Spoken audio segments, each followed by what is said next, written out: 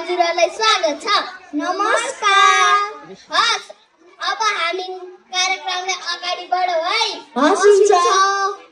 तपाईको विचारमा मोबाइल भनेको के हो? मोबाइल भनेको एउटा सानो यन्त्र हो, संसारको माध्यम हो।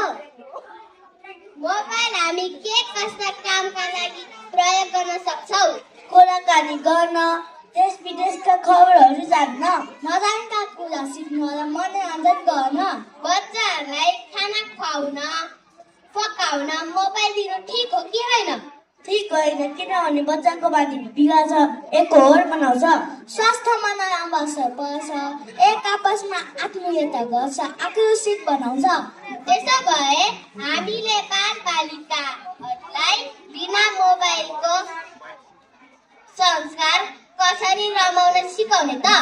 त्यसको लागि आमा बुबाले बच्चालाई समय दिने, उनीहरूसँग खेल्ने, मनको भावना बुझिदिने, व्यवहारिक कुरा सिकाउने, दैनिकी बाल सफल गर्ने, समय समयमा घुम्न जाने, राम्रो र नराम्रो कुराको विचारमा भिन्नता छुट्याउने सिकाउने। त्यसको आधारमा आफ्नो सजिलोको लागि मोबाइल दिनुभन्दा अभिभावकहरूले धेरैभन्दा धेरै आफ्नो समय बालबालिकालाई दिन आवश्यक देखिन्छ, होइन? हो, तपाईँले ठिक भन्नुभयो।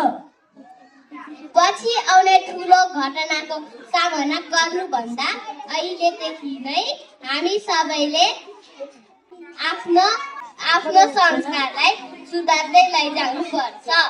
धन्यवाद।